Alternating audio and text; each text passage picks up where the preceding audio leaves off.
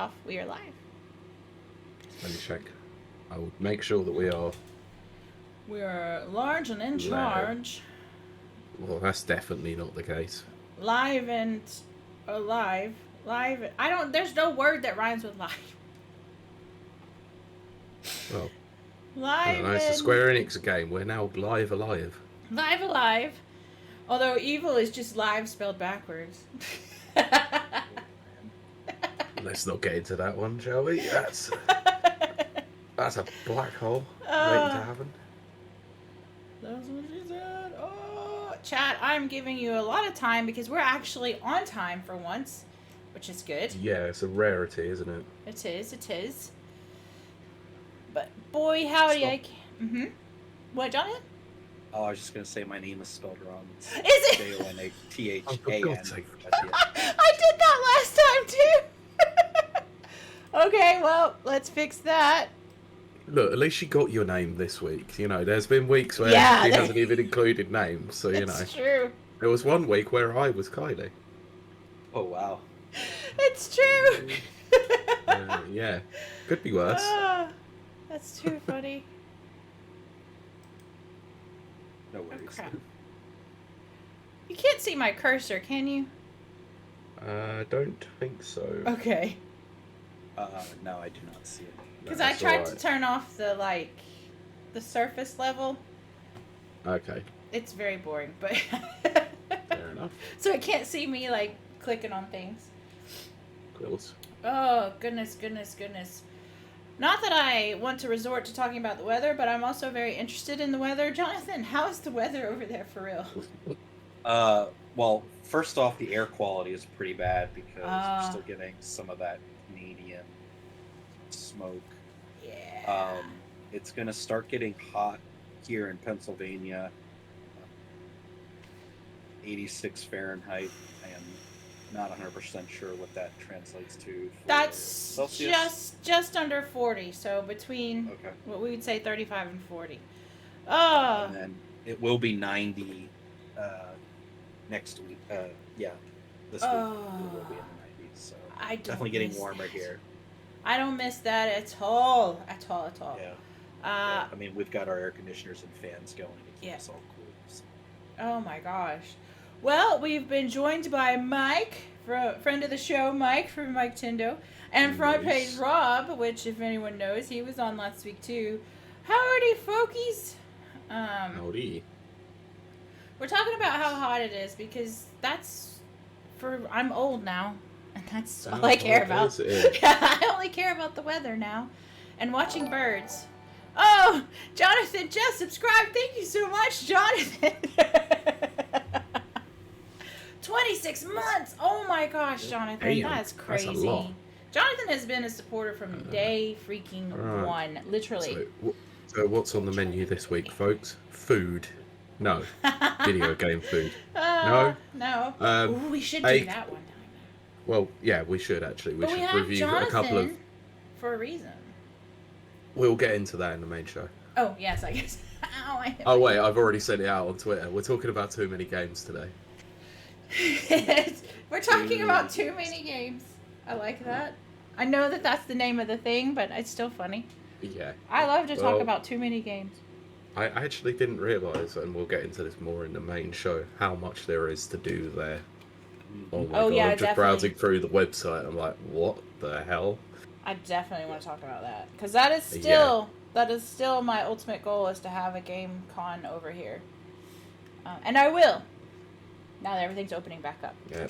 Mike Tendo, too many games and not enough hours in the day. That is correct. Yes. That's why I think I've gone so much to my iPad and gaming on there. I think it's because I've just run out of time. Another week. Yeah, another week. Wait till we talk. Wait till we ask about each other's week. I look forward to it. But actually, surprisingly, I've got more gaming time in this week than I actually have for a fair few weeks. Oh, that's good. I'll get to talk about a bit of that. Yep. Some of it might not be what you're expecting, though. Angry Birds? No. And no, not Amazon Luna either. Oh. Not yet, anyway. Everyone needs to try it. No, I'll tell you. I want to try it, but I cannot. I'm not physically allowed to. Okay, wait. Before I go on with what I was going to say, what? Why? Well, do you know that there's a loophole that it means you have to be the primary prime holder? No, I wouldn't know that because there's only me. So if you're on a family plan, see, I'm not. Then I cannot do it because I'm not the primary holder. Oh my gosh! My fiance really? is. Can you use her account then? I could, but I'm pretty sure she wouldn't be too happy about me downloading games on her account. Probably not. Wow. She might end up looking through her emails and go, "What's this download for Resident Evil 4 remake that you already own?" Oh my goodness! But I will say this, Pete. It's for everyone watching at the moment as well. Go on. It is not the reaction. The lag. The lag is noticeable for hardcore gamers. It's not for me because, like I said, I have the eye issue. So you're not So what you're saying is you're not a hardcore gamer. I'm a hardcore gamer at heart, but because I can't see the right frame rates, apparently I'm not. Like, to me, it doesn't even bother me. But I keep passing it to my friends to try, and they're like, "Oh, this is awful. This is terrible. This is horrible. The lag on this is," and I'm like. Yeah, I'll be interested to give it an actual try. I'll see what I can do. When we move, however, I might be able to do it. I like what Mike says. Kiley's hardcore casual. Yes, that's what I am, hardcore casual. Or casually hardcore. I like that. Howdy, Dan. Yeah. Who's this chatting in the chat? J. Ober? Yeah. Oh, wait. That's you. Hi. I know. Yeah. Figured I'd write. But if that's fine. I've done it a couple of times as well. Who's driving the podcast? Yep. Ah! I'm in two places. You're like Batman and Bruce Wayne. No, wait. He's never in two places at once. That's the thing. Have they ever seen each other in the same room? If I was Batman, I would be like, Bruce Wayne's so cool. He's so amazing. Everyone should date Bruce Wayne. He's my best friend.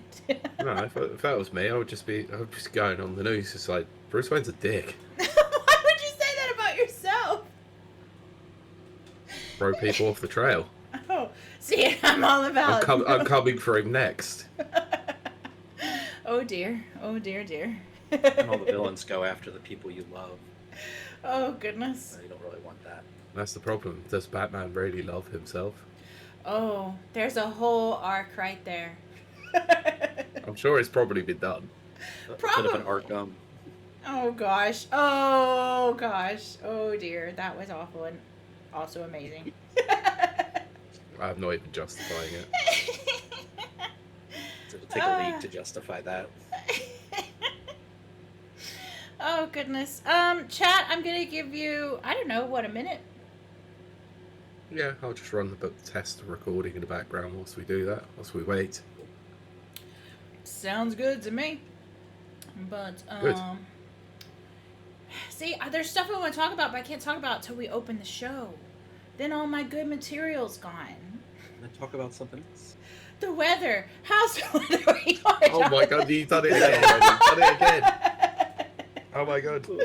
I will say this. It's finally started raining here again. So it's Ireland. It rains every day except for like 2 weeks of the year. And those 2 weeks are the hottest, burningest, terriblest weeks of the year. So we're finally back in rainy season, which makes me happy. There actually is a good chance the thunder and lightning storms today. Ooh. Nice. So later tonight, fireworks will probably be canceled. Oh goodness. Actually, I just looked at the weather now. It says 3 p.m. So we might have some drizzle, but that there's a good chance fireworks are going to be canceled tonight. That What is. does that say? Sorry. I am drinking Kelly's Patch Sauvignon Blanc 2020, Okay. which is weirdly a good year for wine. Nice. Bad year for human life, but a good year for wine. And Kelly's Patch is local. Really? So, yes, white wine. Rob, I always drink white wine because red wine, even though it tastes a million times better, it gives me a headache the next day. So I never used to drink red wine anyway, but yeah, if I did, or even if I smelt the stuff, it would give me a headache. Which is terrible when you work on an aisle in a supermarket that's right next to beers, wines, and spirits. It's so tasty. Big crates of freaking red wine at the end of the aisle. Oh goodness! Not great. Mike Tindo said that they got Canada's secondhand smoke over in Spain as well. So nice. That must have been this week that everybody at the gym was complaining about coughing and sore throats. I bet that was what that was. Yeah, it probably was. Yeah, not because it wasn't like sickness. It was like air quality. Sorry, it is weird because I actually, being off Twitter, I don't realise what the hell is even going on in the world anymore. I know, exactly. It's wonderful. It's quite and nice, I love isn't it? It's beautiful. It's the best decision I've ever made in my life. Let me come back to that in a minute because I'm interested to see what the hell is actually going on. I need to check this file. 2 seconds. See, my aunt is Canadian, so I get all the Canadian news. And yesterday was Canada Day.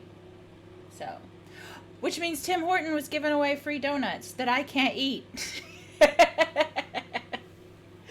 And over here in Ireland, Tim Hortons the only place that has good American donuts. So, because European and British donuts aren't right.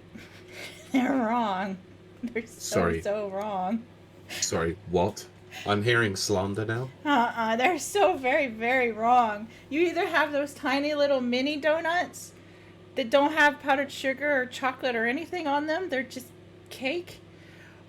Or you have... Well, you mean the stuff that has jam in the middle? Or you have the jam donuts that have, like, weird whipped cream stuff that doesn't taste like whipped cream, and it's like... It's not right.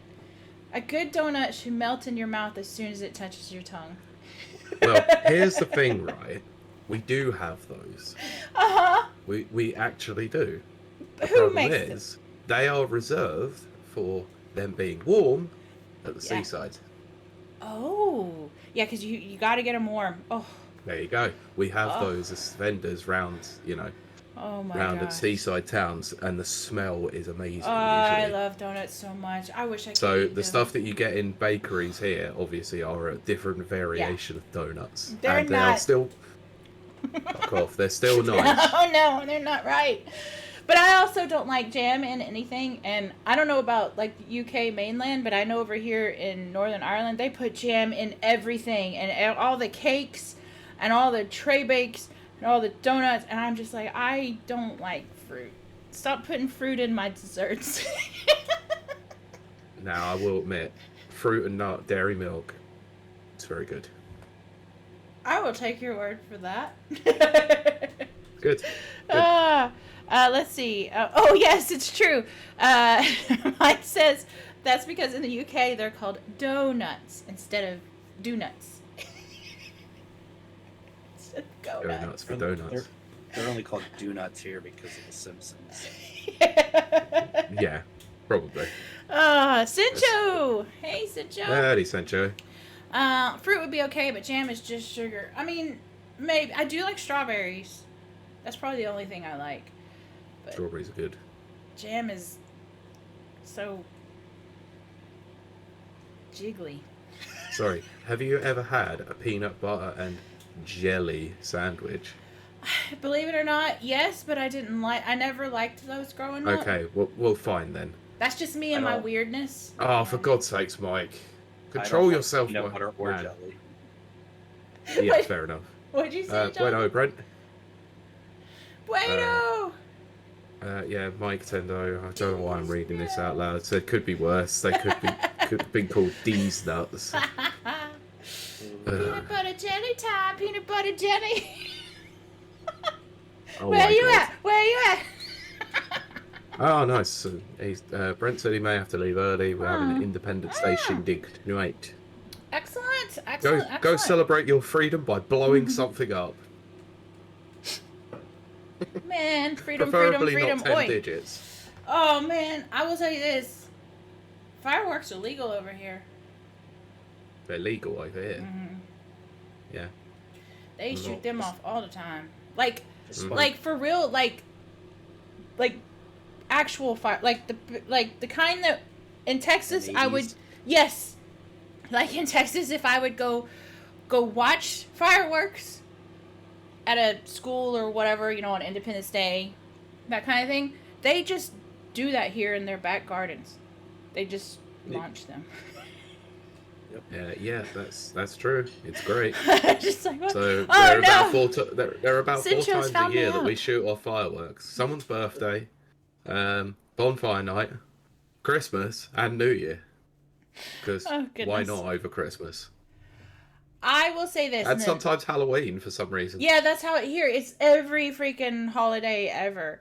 Yeah, but then again, you also have a date in July where it all just pops off. So and it pops off a hell of a lot worse than anything over here. Yeah, that'll be and that's all I need to say about that. July 12th, when everybody leaves Northern Ireland. Yeah, I couldn't remember the exact date. Yeah. To be fair, that's where we batten down the hatches and nobody goes out that week. Nobody goes in, nobody goes out. Sencho, I think it would probably crash Kiley's PC if she did that. Maybe not. I think I have it on though. That's the problem. Oh, okay. Fair enough. It's not that warm. I'm just wearing a jacket thing, so it's. Which is really, really, really dumb. I'm the type of person. Back in Texas, I wore hoodies in like the summertime. So. That's because you're acclimatized to it. Probably. But I think we should probably get started. Yes. Yeah. Get the road on the show? Yes. Well, I'm recording now, so I'll count you in. Wait. What episode is this again? 167. Okay. Congratulations. See in the background. Right. 3. 2. Welcome to Rapid Reviews Radio. Because that's what this is. Episode 167. I just blinked out for a second. You just have to go with it. It's been a busy week. But we have a very exciting show. I promise. Give me 2 seconds. My brain will catch up with my mouth. I'm your co-host, Kiley Wilde, and I'm joined by my ever-present co-host, Pete Beckett. Hello. I think my co-host is having a stroke. I'm having a stroke. Please call a ambulance. With our special guest today, Jonathan, who has not been in here in a dog's age, as they say around these here parts. Jonathan, how are you today? I'm doing a lot better sounding than you are, apparently. I'm doing all right. Thank you for having me. And Jonathan, I was going to come in with a little showing up to work for some EMS work. Oh, yeah. Oh, goodness. Yes, the ambulance has arrived. But we have a really special show today. I know I say it's special every week, but you know what? Just go with it. That's just life. Everything is special to me. But Jonathan is here for a reason. He's going to talk to us about a show, a convention called Too Many Games. Yeah, on the ground field reporter. Yes. Rapid reviews. Yeah, this just in. Reporting live. Look, you don't know. You're just listening. But except for our watchers that are over on twitch.tv/rapid reviews. Come join us on over there. But I really don't have any much more of my intro, so I'm just going to skip ahead to the part where I ask everyone how their week's been. Jonathan, how's your week been? Going okay. I'm in between work right now, and so I'm doing a little bit of freelancing and contract work just to try to make ends meet. And then I am also playing too many games. Ooh. Too many games are too many games. The puns will be a fly in this episode. But we're in the midst of summer, and everyone's kind of winding down around here, just kind of chilling. My daughter's wife and I just hanging out, enjoying, taking some time off. No more school for right now. Oof, nice. I remember that feeling. That was such a good feeling when school would be out. I would just be like, oh, yes. Yeah, 6 weeks of complete bliss being off. Actually, we had a little bit more. Longer than that. Yeah. Well, we had 6 weeks. I was going to say, the UK, you guys stay in school forever? Like, you get out at the end of June, I think, or something like that? Middle of July. Okay, something. Some schools do. Yeah, and I'm like, okay, I would probably jump off a cliff. I hate school. But there's probably a reason why America is bottom of certain curriculums. Oh, so let's move on. And then, don't forget, I come from Texas, which is like 47th in education. Out of 50. Out of 50. But we don't read so good. I ain't read them words no good. Pete, what about you? How's your week been? Not bad. Been an alright week, I guess. Work as per usual. Been alright. Not much else other than that. Bit of gaming time with a few mates that I used to work with. But other than that, not a lot. That's good. That's very good. Yeah. Well, I am going to talk about what I did this week. Which was work out really, really hard and then die. But no, so I have been still playing the Netflix games. Which I cannot believe I'm saying. I play Netflix games. Me. That's a strange phrase. But on top of that, I ended House. Oh gosh. Okay. That's a good comment. Chad is distracting me again. But, no, so I finished up House MD. It's good. The last season sucks, but it's American television. It goes on too long. That's just, people get tired of it. How many seasons was it in the end? 10 seasons. Well, yeah, it probably went for 8 seasons too long. Yeah, it did. But it's still great. I still love it. It's still one of my favorites. But I started a new series, and I have to talk about it. Oh, okay. God, here we go. Okay, Strap in, Jonathan. We're in for a real ride here. Oh, man.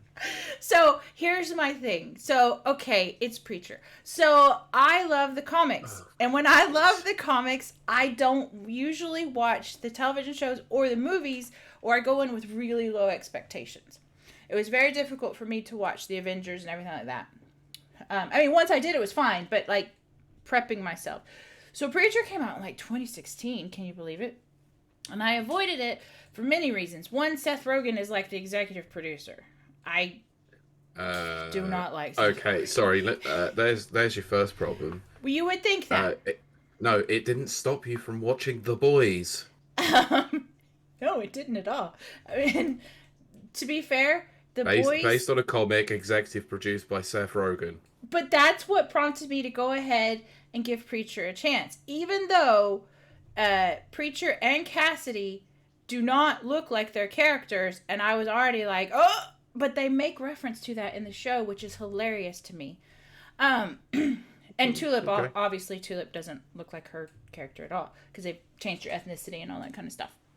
To be honest, I can't say I know too much about the Preacher comics. They're really good.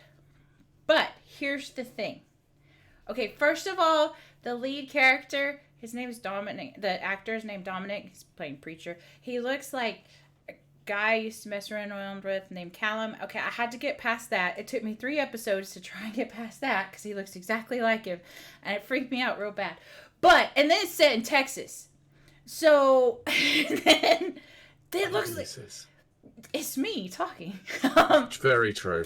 But, so... They filmed it in Texas, and I saw places that I haven't been in forever, and that kind of made me really excited. And then they also showed Houston, which is where I used to live, and I got really excited over that. The accents are terrible. There's only one person there that has a Texas accent for real, and I think she's actually from there. Okay, can I use this as a barometer? Better than or worse than Joel from The Last of Us TV show? Oh my gosh! I'd say on par, because Joel is terrible. Oh. Okay. Cool. That's a good... Mike Taylor, that's a good comment like that. What? Houston, we have a tangent. Yes, we do. And yes, Dominic Cooper, that's his name, who's way older than me, but looks like my age. So that really threw me off, too, because I had to look him up and see what about him. But anyway, what was I saying? Oh, yes. So the writing's really good. The first episode is identical to the comic, because of course it is. It's hilarious. It's thought-provoking. If you love philosophy, it's going to take you on a mind adventure, which is I'm out then. Pete, yeah, that's why you don't like The Boys, isn't it? Holy crap. I was joking, but also there's a reason why I didn't like The Boys. It was written by a child. It's not! It's so good! It's so good! I'm sorry, but when Bully Butcher cannot get a single sentence out without saying the F word or the C word, then yeah, well. I like what look, don't get me wrong, I like Carl Urban. Mm-hmm. But that is not a I good like show. what Mike just said about Jonathan, so but... Yeah, pretty much. What have you stumbled onto? So I'm a bit behind on some of these shows, so I am not. It's from 2016, so it's okay. But I thought he meant our show. How much we go on tangents. Yes. Oh no, I know. I've listened to that. Yeah, it's been on enough too. But my point being, Preacher's really good. I haven't finished it. I'm only on season 2. I think there's only 3 seasons. You should watch it. It's good. It's thought-provoking, and it's exactly the comics, which is all I care about anyway. Fine. Where do I watch it? I'm watching it on Amazon Prime because I can switch between that and Luna. Okay, well, Amazon Prime it is then. Ask your fiance for her login. Yeah. And then she'll have that on there. She'll have Preacher on there. Anyway, I have my own Amazon Prime Video account, you know. It's just you're not the holder of it? Pretty much, yeah. Yeah, that's crazy. I'm not the one paying for it, but I do pay for Disney Plus. Well, that's okay, because I don't have any family. Aww. But anyway, my random tangents are not why you're here, why you've tuned in this Sunday evening. It is Sunday evening, right? Yes, it is. Oh my god, yes it is. Like, we wouldn't be here if it wasn't for Sunday evening. Sometimes we record on Mondays. It could be Monday. We'll let you know about that later, potentially. It's 5 o'clock somewhere. Pete, what's wrong with you? It's Monday. I think you have your calendar wrong. Oh, no! Hang on. I thought it was Saturday. No, let Kiley know. It's Monday. I'm being gaslit! They're gaslighting me! Oh, Jesus Christ. No, it's just me. But... Yeah, just you. Having said all of that wonderful craziness that you tune in every week for, I'm going to toss this over to Pete, who's going to toss it over to Jonathan, and we're going to learn. Degree. Yeah, so we're going to learn about what is too many games. Oops, too many games. That's what we should call this episode. Oops, too many games. Pete. Cool. All right, I'll write that in. I'm throwing that over to you now, Pete. Okay, so, thanks, Kiley, for throwing it over to me to essentially just go, Jonathan, no, I'll give a small description of what Too Many Games is, but I think the vast majority of what we're going to hear about is from Jonathan, because the first and foremost thing is that this is not UK-based, this is a US-based convention in Philadelphia. Now, you may ask, why are we covering a US-based convention on a UK-based podcast? Well, because Jonathan went, and we thought it was a good idea for him to talk about it. Also, plus planes exist. It's convention season, where it seems like quite a lot of conventions happen around the world. So why not get a worldwide perspective for our US listeners? Worldwide premiere. I hate you, Kylie. Do not do that again. Anyway. But it also fits into a bill that in a couple of weeks' time we will be talking about another UK-based convention with someone else, but we'll reveal that later on. So, anyway, so what is Too Many Games? Jonathan, please tell us, what is Too Many Games? So, according to their website, it's the longest-running video game and board game convention in Pennsylvania. So I don't know as far as what other competition there is out there, but... essentially, it's a place where people come. It's a 3-day event, Friday, Saturday, Sunday. Has typically happened in June, towards the end of the month. And this month was June 23rd through the 25th. And it's at the Greater Philadelphia Expo Center, which is outside of Philadelphia. Oh, right. And roughly about an hour and a half from my house. So not too hard to get to. And it's been, oh man, and Mike might be able to let me know in the chat, but I believe this is my 4th year going. It might be my 3rd, but I feel like I've been there enough, many times now, And so much so that one of my highlights is just getting to talk to indie game developers. Oh yeah. Yeah. And I'll circle back around to that. But as far as like what the convention has, thanks, Mike. Thanks, Mike. That's not a help. As far as like the structure of the convention and the size of the hall, I would say Too Many Games is a pretty big convention as far as the convention center where it's held. There's, let's say, maybe like 3 or 4 kind of different sections to the convention. There's an aspect of an arcade, so they bring out a bunch of old upright table style arcade systems. They also have an area of like free play games, so everything from like, pretty sure there was like a Commodore 64 there, but like a lot of NES, SNES, Sega Genesis, Saturns, Neo Geos, like mostly consoles that are there, and then even some newer stuff. I mean, there was some Switch things there. There's typically like Guitar Hero band being played on a stage, and you can like sign up and oh, that's amazing. Get your band together. Do that so fast. That would be so cool.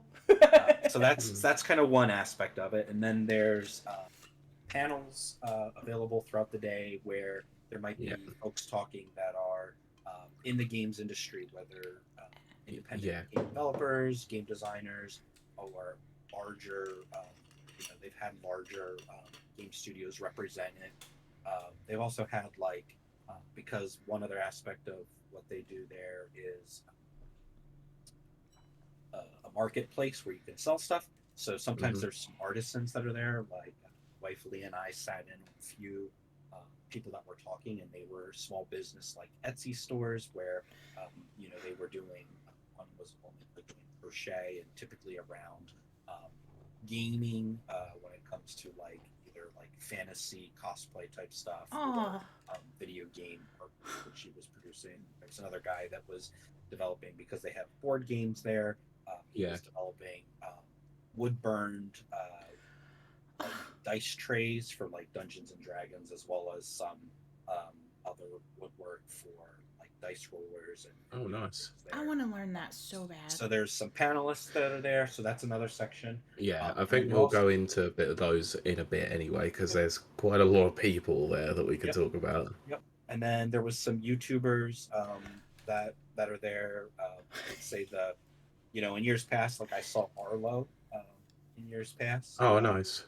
And then this one, my highlight was Beat 'em Ups and Wolf Den were there doing a panel together, and that was actually like a 2.5 hour. They did their Nintendo podcast.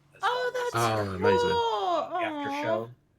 So unfortunately, I'm not in the video. I did ask a question to the panel. I'm not in their free YouTube Nintendo podcast, but I'm in the paid content. The paid content. Oh, okay. Oh, Jonathan is exclusive paid content. Yeah, you can sign up, and I'm actually thinking about just subscribing for the month. So I'm not sure what you're talking about. We're the only podcast out there in the world, That is true. Oh yes, that's right. And then actually, and I think I posted it to my Twitter, so at Jonathan Ober. Woods posted he bought. So this is one thing he did for his panel. He bought every Nintendo Switch game at a local GameStop. It's like $6,000 worth of games. And I saw that. For everyone that asked a question at his panel, and then even afterwards, he basically gave out a game to anyone who was there and wanted. That's insane. So I ended up with these two. Oh, nice. Oh, nice. 3D World and Ultimate Alliance 3. So that's cool. I'm looking forward to add those to my playlist soon.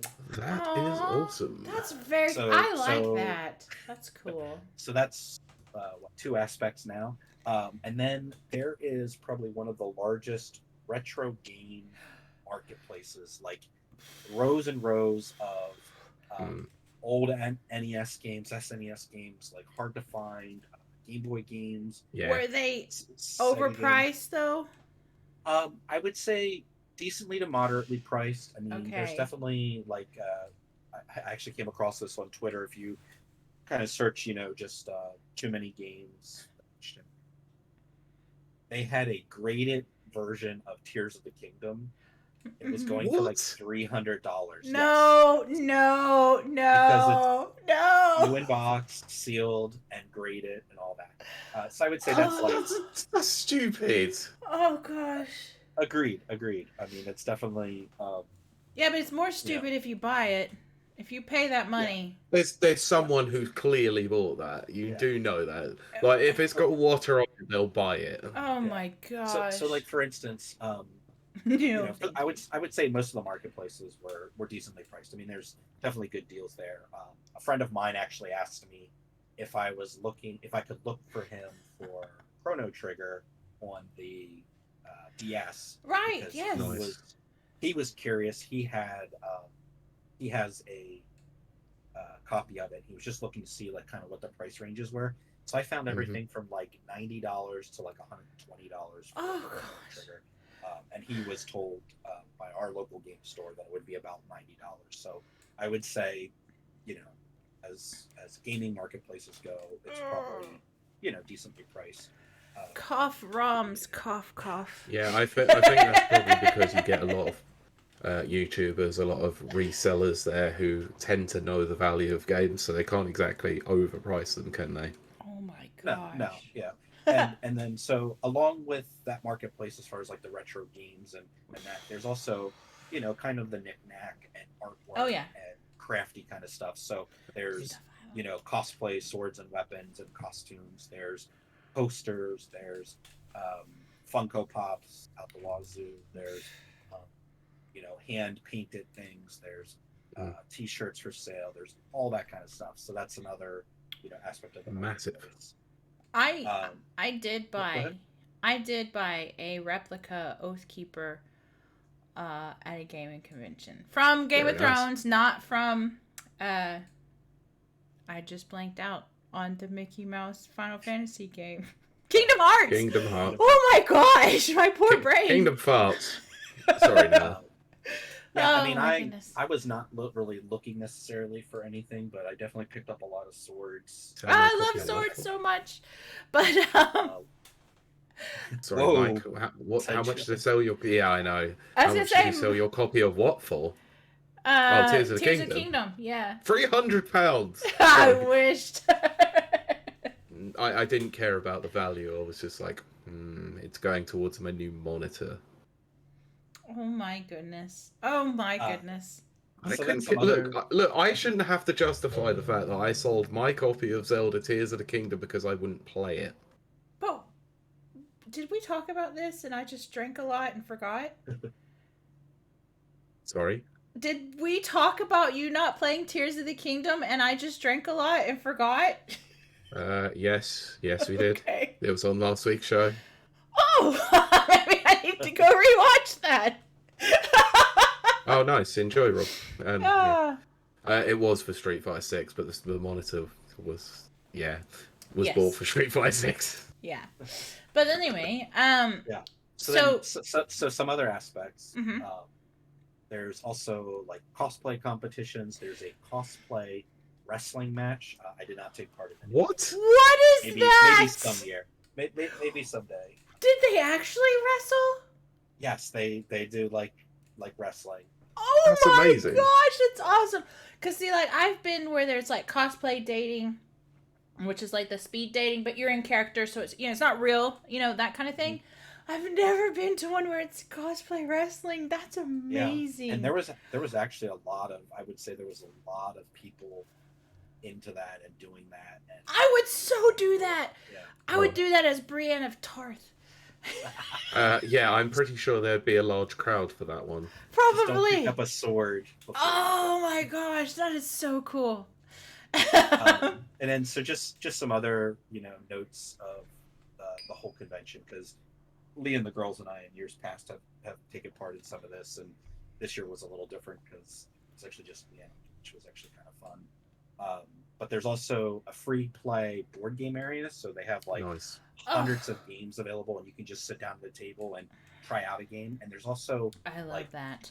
An aspect of like indie board game developers that are there. Oh, Yeah, that's cool. Yeah, so you we can have kind of test similar out and things. play out. Yeah. Oh. Very similar to how we have over here with the convention scene. We have like indie games, indie board games coming across, and they'll actually demo the game for you, or they'll sit down with you and play it and show you that. It's really cool. That's so cool. I love that. And then just kind of the other two things of note, there were like guest speaker. I want to get to this in a bit, so yeah, gaming folks. So we can circle back to that. Yes, that were there signing autographs as well as doing some panels, and then probably my favorite aspect, and it has, and Mike actually said, I did go 4 years now, 2019. Yeah, I saw that. 2021, 22, and now 23. Thank would you, have been Mike. 5 had it not been for 2020. Yes. Oh yeah. And then my favorite aspect by far, just because I have so much fun talking to the folks, there's a good indie developer community within, a couple hours of the convention center. So, I've talked to people that were in like Maryland and Baltimore, Virginia and West Virginia, and then New Jersey and New York, and then Pennsylvania. And there's a good, I would say, as the years have gone by, more and more indie game developers popping up, and some I would say are repeats just because it takes a while for their game to get developed. Right. And I've really enjoyed that aspect of the show, and just the time that I get to spend kind of talking and learning about the games, talking about the process, just kind of understanding game development, because that's something I'm kind of aspiring to, and also just as we all get to review games and play games, just have a passion for. So I could talk about more of that, but well, I want to ask you a question. I have a question. Yeah, we have questions. The most important question to me, which is, what was the food like? Did they have chicken tendos? Did they? What was it like? I gotta know. You mean tendies? Yeah. So there is so the way that the expo center has, they do have like a food court area that has essentially like one kitchen that's got dozens and dozens of items. I went with a chicken, like a Greek chicken, gyro or gyro, depending on how. Gyro. Yeah. Depends on where you. Then, nice. She's Greeks actually, call it a gyro. she's actually sleeping over here, but forget what Lee got. I think she got a salad, but my gyro was yummy. I mean, it was super good. It was maybe $3 more than it should have been, but yeah, that's the price you pay. Unfortunately, being there. That's conventions for you. Yeah, I mean, in years past, like the girls have done like chicken tenders, not chicken tender. Chicken tendos. Chicken tendos is what they're called. And French fries and stuff. And as far as like quote unquote convention food, I'd say it's great. There's also a lemonade and funnel cake stand. Oh my funnel cake. Oh, so good. I miss funnel cakes. Oh my gosh. Oh, that's what is amazing. A funnel cake? They just like squirt a bunch of dough in a fryer, and then you get it out. Oh, okay. All right. And you put powdered sugar on it. Yes. Yeah. They don't really do powdered sugar over here. It's so good. They do powdered sugar, but not a lot. Scotland's the only place that does anything remotely connected to that. But they also batter Mars bars. Yes, they do. They deep fry everything in Scotland, so it's very similar. Yeah. They're an odd bunch up in Scotland. No, they're not. I love them. They're an unhealthy bunch up in Scotland, which is probably where the Americans get it from. Yes, at least all my American descendants. But okay, all kidding aside, though. So did you talk to a lot of independent developers and such? And what did you get up to? What did you play? Yeah. So just to kind of set the scene. So in the convention hall, like I said before, like in years past, I literally remember like 2019, there might have been like 4 or 5 independent developers there, kind of showcasing. The last 2 years, I would say, have been just phenomenal in the amount of space they give developers, as well as just the pedigree of game developers that you see there. For the most part, these are small teams. Maybe some of them are 1 or 2 people teams. There was one group that I've talked to now 2 different years. They were a group going through college, working on their college project, and then starting to put together their first full game. They do have a demo out of their game. So if you want to jot this down, folks, and actually, I can't. Can I drop links in the chat? You can drop links in the chat. Can, yeah, I'll add it to the description later. Okay. Exactly. So the first one. So the first one here is the Newton Mystery, Newton Mystery. This is a 2D puzzle platforming game. Oh, Pete, and it has a bit of like a Adventure Time art style to it. Oh, and then you switch between multiple characters, and they had just added, or were in the process of adding, a new character and then some new abilities. So each of the characters, some of them are aliens or like vampire types, and they have different abilities that they can, activate, like time portals, or one guy uses like a yo-yo to like that's uses like cool. a swinging mechanic. Yeah. There's like the strong, tough girl that has like super strength and different stuff. So I have played the demo 2 different years. I've gotten a chance to talk to developers, and it's just been fun learning about that project. So that was one highlight for me. Another one, again, I'll drop their web address. This is a studio called Boba Studios. Yes, I know about Boba. Yeah. They are local to me. I believe the main developer, she is from like Baltimore, Maryland, which is just about an hour or so away from us. They have been, this is their, I want to say their 3rd year at the convention. First year was just kind of unveiling their project. Has a bit of, I would say this would be like something you'd see in like Wholesome Games Direct, or one of those like cozy style games.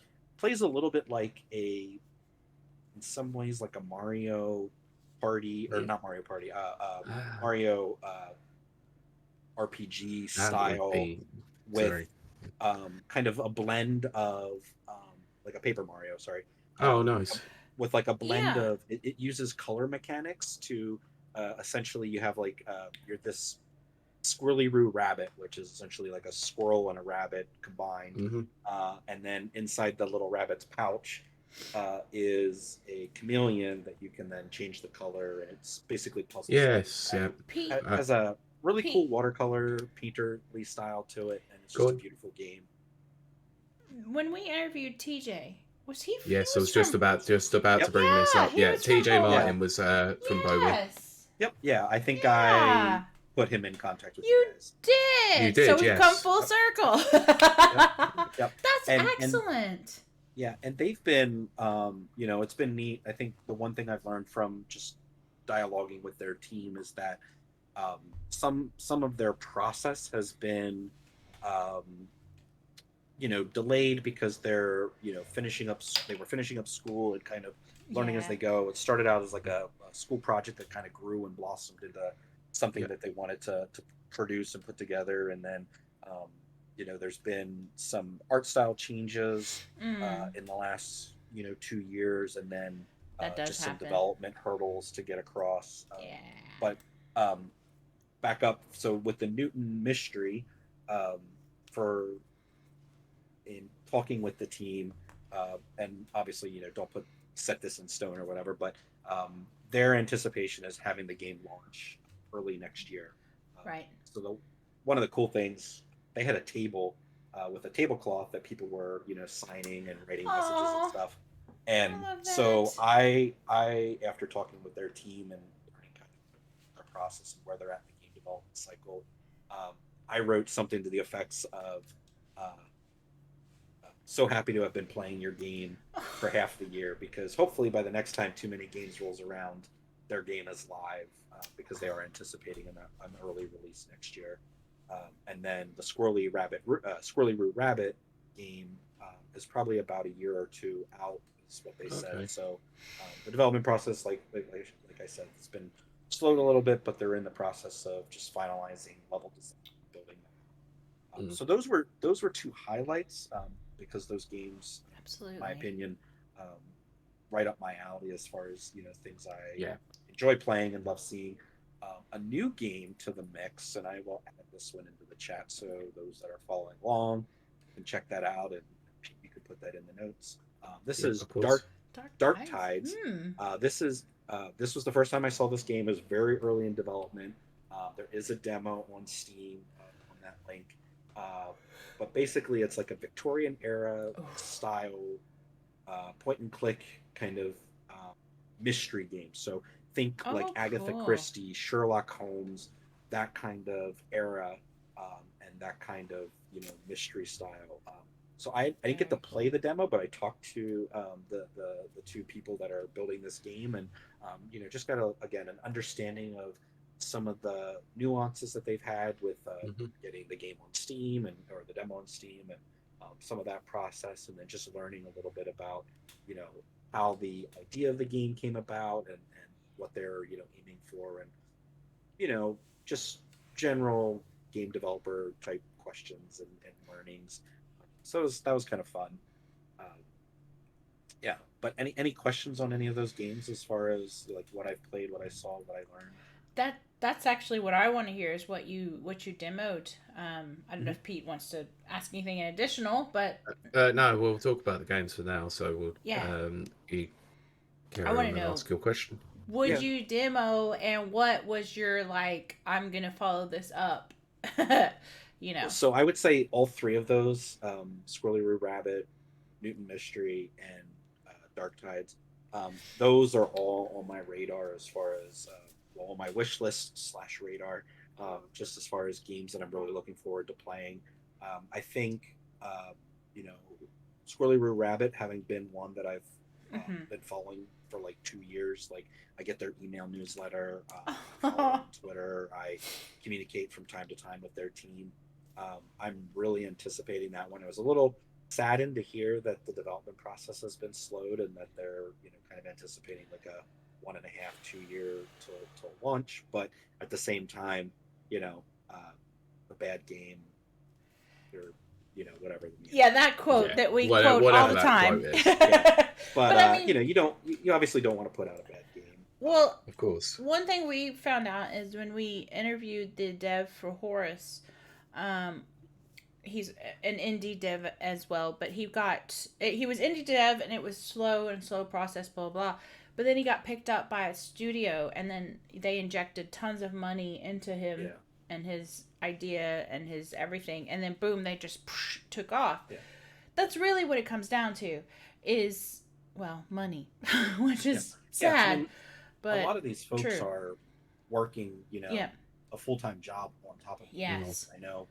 Exactly. The guys from the Newton Mystery. Yeah. They've been, I think, in dialoguing with them, all of them are now graduated. They just graduated in May or June of this year. So they're all done. They're all graduated. That's good. But they all have full-time jobs. Yes. Some of them, they might spend an hour a night tops, maybe 2 hours, being able to devote to the game. But they got life going on. They're doing other things. So yeah, it does kind of pull you away, and so. Well, that's the depressing thing. That's the depressing thing about being an adult, as you find out that your time belongs to someone else. But did you find that there was a kind of theme among the games that you played? Because that kind of crops up.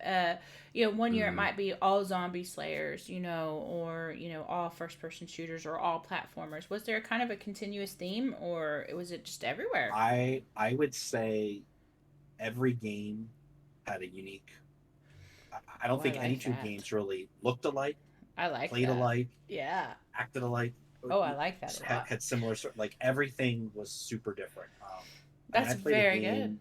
I can't remember the name of it, but it was a development project where you played as a tornado, and it was similar to the whole game, where you played as a tornado, and it was kind of like Donut County meets. That's it, Donut. Yeah. Katamari Damacy. Yes, I love those. As you tore up the landscape, so like I played 3 different levels. They had like 5. I think they had 4 or 5 levels in their demo. I played a farm area where I literally was just like tearing up trees and an apple orchard and oh my goodness, cars and tractors and silos, and your tornado grew. Yes. And then you had very Donut County achievements you needed to meet. Yes. And I played one where it was one of the levels was like a city, and it was similar where there was like ambulance and police cars and traffic, and you had to like rip them up, and then that is right up my alley. You could rip up buildings. So that was very different than something like a 2D platformer. Unique platformer, 2D platformer like the Newton Mystery. Right. Or a point and click mystery. Sure, they both have mystery in them, but Dark Tide's totally different. Very like single player, story focused, very unique in that. Squirrely Roo Rabbit was probably the most bright, colorful game, and very cozy. That was probably the coziest game, there. So I would say no. Like, no 2 games were the same. There wasn't any one, there was stuff that was very retro and pixel, art style, and then saw a couple like 3D stuff. I have a business card here for them. Wow. There's Jonathan networking. There was a game called Slime 64. Oh, I like that. Oh, this was like, I would consider this like a band. It was kind of Banjo-Kazooie meets the Blob. Okay. And I mean the Blob in that you have different elements. There was fire, ice, very cool, earth, and maybe like a wind or air kind of. But they were, in the process, and that was very much like it looked like an N64 game. Aww. And not in a bad way, like very much an homage to. Well, when you said Banjo-Kazooie, that immediately I could picture exactly the era. Oh, cool. Thanks, Central. Central's posted a link in chat for excellent. People for Slime 64. Yep. Yeah. Very cool. Yeah, so very cool. And I would say even in years past, like there was never like 2 games where you're like, oh man, that's very much the same. Like everything is always different and unique. And I think that to me like shows that the indie community, and for all intents and purposes, like New York, Pennsylvania, New Jersey, Maryland, Delaware, like that kind of area is where most of these folks are coming from. It was just cool to see those unique games. I love that. Would you say, like, because I'm totally ignorant of Too Many Games, which is a wonderful name, by the way. But is it an indie focused thing, or does it have AAA studios that come there? There's not really. The only AAA studio things that are there are if people are selling AAA games at their marketplace. Right. Okay. So I would say no. There's not really a draw for AAA studios. Very interesting. Every once in a while, like I would say, the closest thing you're going to get is, and I always get them mixed up because they all kind of do the same thing. What are the companies out there that do like the physical releases of digital? Oh, yes, like limited games run, or whatever it's called. Yeah. Limited run and rare something. Yeah. Yeah. So I don't remember. I don't recall seeing them there this year, but I do remember they had a presence last year. Right. At the convention, and so I would say that's about as close as you're going to get to like, and those would even be like maybe considered, indie AA. Right. Style. So premium edition games, Mike is saying. I like what Centro says. Too Many Games is kind of a sad truth though, because lots of these games won't ever find the success they seek. That is something we definitely learned when we interviewed, of course, the dev from Horus. It's shocking the work that these indie studios have to put in, and the payoff isn't always equal to the work that they put in, which is an awful truth. It really is, because there's a lot of good games that are languishing because they don't have the injection of, money or resources type of thing. But it's good that there is a, convention where you can see these games on display. Because I too am a big supporter of indie developers. Northern Ireland has a huge indie community, game developer community. So it's always good to hear that they're, put forward and you can go play the games and you can see them. Because I think that right there, being able to see them and being able to play them, get your hands on it and all that kind of stuff, I think that really, really goes far into the success of these games. Because otherwise it's just an idea that's floating in the ether that you can't make real, unless you get your hands on it. But I would kind of like to know, Pete, unless you have questions, I don't want to derail you, but like, as far as like the speakers and things like that, wanted to get to that. Okay, so. yeah, we're usually on the same page anyway. So usually, yeah. Yeah. So, what kind of what speakers were there? What did they cover? That sort of thing. Yeah. So, I will say this year, just because I was only there for Saturday and didn't have nearly as much time to get into all the different things.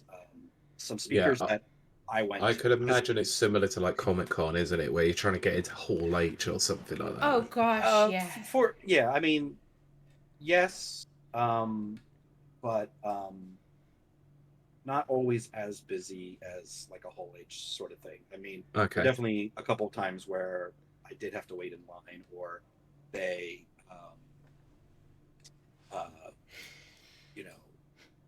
had a couple different speakers that I was like, oh, I really want to go to each and every one of them. They just happen to be all at the same time. So I'll tell you about the speakers that I went to, but then I can literally just go to the website and tell you who else was there when it comes to the presentations and that. So one panel that I went to were this two different people. They were two different artists.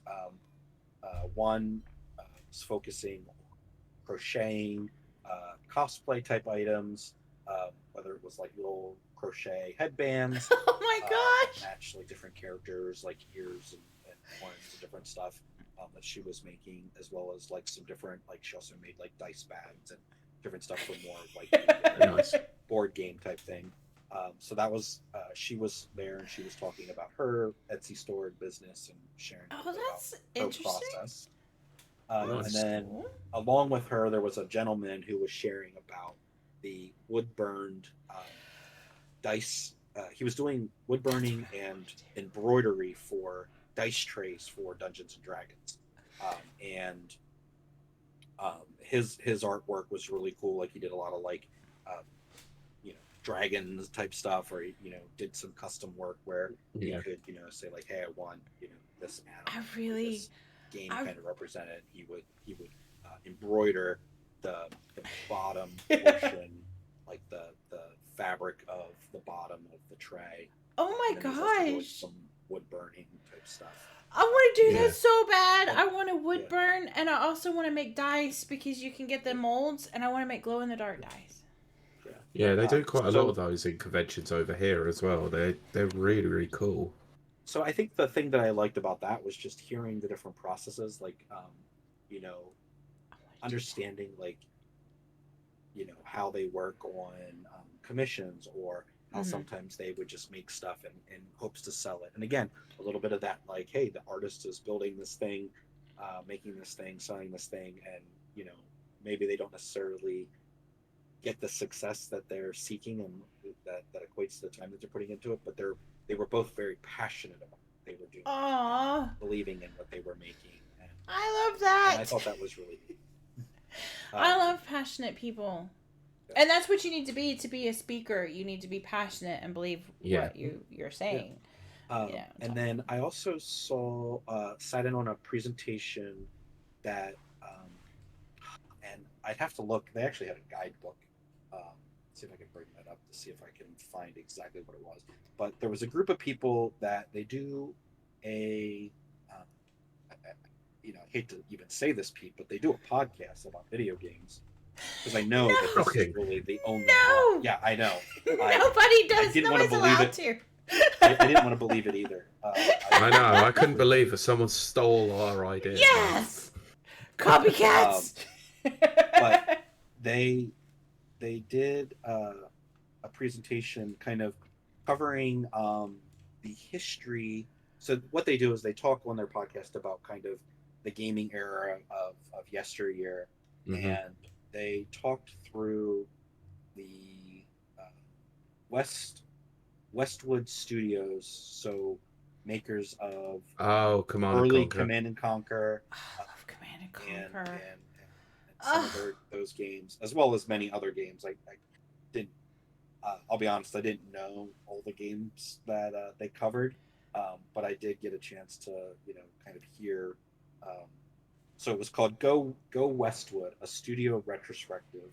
And basically, it was like the description here is: take a peek behind the curtain of developer that brought you titles such as Command and Conquer and Dune 2. The team at Winterin Game Studios will lead you on an hour-long journey through Westwood's catalog of games and their impact on the industry. Why was The Lion King so hard? So they were the developers behind Lion King. SNES, Lion King was so good. Also, what made Blade Runner so unique? How was it filming actors for Red Alert? So they talked a little bit about the green screen process. Oh my gosh, Red Alert was so good. Learn more about hidden gems like Monopoly, Lands of Lore, and the Legend of Kyrandia, and how the studio's wide breadth of genres built a foundation for future game creators to build from. So out of those, I mean, I definitely played Lion King. I played Command and Conquer. Monopoly on Monopoly NES, yes. I was a lonely child. I had to play against myself. Could you rob the bank? And actually, they did bring up a good point. I think, don't quote me on this, but the AI component of Monopoly was one of the first of its kind in video gaming, and how I could see that. I feel like it was the net code for how the online, and then some of the AI and how the AI operated. Okay. So I would really not be surprised about that. It was really neat in that presentation, mostly because, like, I remember Command and Conquer 1 through 3. Yes, who doesn't? Playing those on my PC growing up. Yes. And that. So that was a cool presentation. Command and Conquer and Warcraft. That was what. So those were the only two. Those were two panels that I went to, and then the other one that I went to, which probably was my other highlight of the whole weekend, was being a part of the Nintendo podcast, with, which again, I don't know, they copied your idea, Pete, but the Nintendo podcast with Woods Beat 'em Up, Woods and Wolf, yeah, and getting to meet them, and I actually asked. I got to ask them a question. Yes, I have it written down because, and I don't know if you guys follow them, but I don't really, but I know people who do. So, yeah. I was gonna say that's Pete's area of expertise. Oh, actually, maybe I don't have my question anymore. I listened to 2 podcasts. This one and my brother, whatever the rest of the thing was. Mumbin Bam. Yeah, Mumbin Bam. So if you follow Woods, this is what I told him, and I can tell you a little bit of my follow-up to what he replied to me. So I said, 2 months ago, you released your video unboxing the Zelda Tears of the Kingdom OLED Nintendo Switch. And a month later, you released a video, how I faked getting the Zelda OLED Nintendo Switch early. And I said, with all that work that you put into those videos, how do you sleep at night knowing I now have trust issues with both of you? So That was a hilarious video, and I literally stood in line for probably like 40 minutes. We didn't ask that question, and he basically Woods replied with his first initial was like, "Well, I didn't know you had trust issues with me, so I've been sleeping fine, but now that might change." So it was really funny, and we got the banter back and forth. Chat shares your sentiment apparently. Mike Tendo said, "Was the question, have you been reinstated as a Nintendo ambassador yet?" As far as I know, no. But, no one actually asked that question. But that's surprising. That was a cool panel to be a part of, and aside from recording with you guys, I don't get to record on a podcast often. So of course, that's very cool. So I got to be a part of that. There was that hall was filled. There was probably 80 to 100 people meeting, and most of them got to ask questions. And then, again, one of the cool things, he's obviously made his beat 'em ups. Well, and both have made a name for themselves in YouTube. I love YouTubers. Yeah, Woods bought out a GameStop and gave games to everybody. I love that. That is such a good idea. Pete, when we go live, because we're totally going to do a live show at some point in time. We want to. We have to give everyone free games. Are you paying for them? Or are they just going to be like? Are they just going to be like 50p games from like? No, I'll just hand out ROMs. Like here. You get an SD card, and you get an SD card. So I actually wanted to run through some of the guests that were there. I'm just gonna there were some of these because there was loads of people I would love to there. know the guests. So I'll start off at the influencers, YouTubers sort of side of things before we get into the larger guests. So this is starting from the bottom, and this is not indicative of who them. Woolyverses and Voxy, so streamers and YouTube personalities. We had Vox. I'd never heard of him. Vinny Vinesource, Super Eye Patch Wolf, a personal favourite of mine, the Spawn Wave were there, or Spawn Wave himself, and the Spawn Cast. That's Pete's favourite. Big fan of that. So some call me Johnny. Sam procrastinates. Re-Res. The Angry Video Game Nerd was there. What? Oh my gosh! How was the crowd for that? Again, I missed him. I didn't see. He was on the Sunday. Oh my gosh! So some of these people were set for different days, of course. That crowd must have been insane. I mean, let's be honest. We've all been watching him since we were like 15. So. Yes, I haven't actually watched any of his new content recently, but I need to go back. It's not great because he's dropped the Angry Video Game Nerd character, and he's more himself, and he's balding, which doesn't bother me. It just shows that he's just older, more mature. He's more of an adult of course. now, and that's fair enough. He's less talking about diarrhea and.